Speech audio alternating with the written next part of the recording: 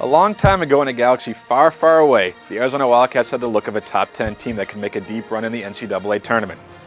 Then Pac-12 play started. I'm Adam Green, and this week's Cats Game will focus on Arizona's home sweep of the Washington schools, which will be dubbed the return of the shot. Now, remember last week how I said all the team's issues? The thing that concerned me the most was its inability to make shots? Let's watch. Cats are 21-4 overall and 9-4 in the Pac-12, so it's not as if they've completely fallen apart.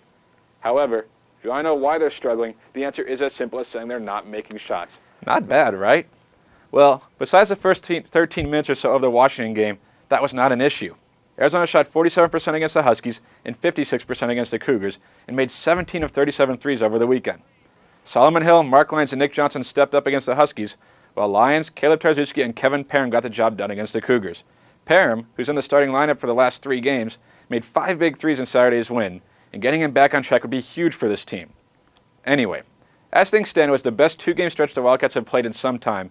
While neither would be considered big wins, the fact that Arizona dominated a couple of squads at home gave a glimpse of what this team can be when things are going right. And sure, Coach Sean Miller is not pleased with his team's second-half effort against Washington State, but it's much better to be upset after a 17-point win that was never really in doubt than a loss. Now, his job is to make sure his team's not satisfied, and that's exactly what he's going to do. So now Arizona's 23-4 with an 11-4 mark in the Pac-12.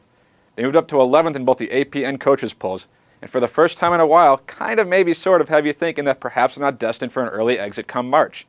But let's slow down just a little bit, at least until this weekend.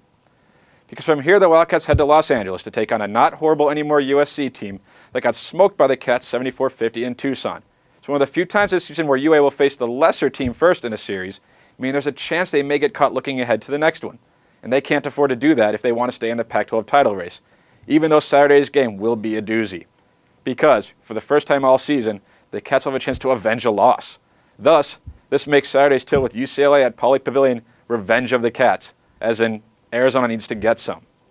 The last time these teams met, the score was 21-5 Bruins just 8 minutes into the game. And while the Cats made a run to get within 4, they never really had a chance to win it.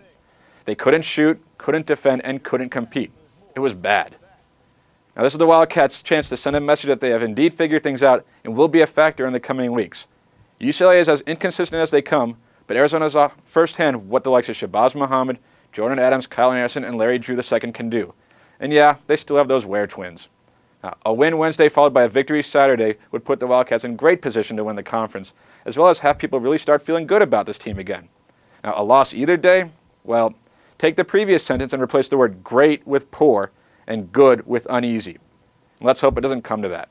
Well, that's going to do it for this edition of Cat Scan. For more on the Wildcats, I suggest you listen to Bearing Down, which is a podcast I host with Jarrett Carlin.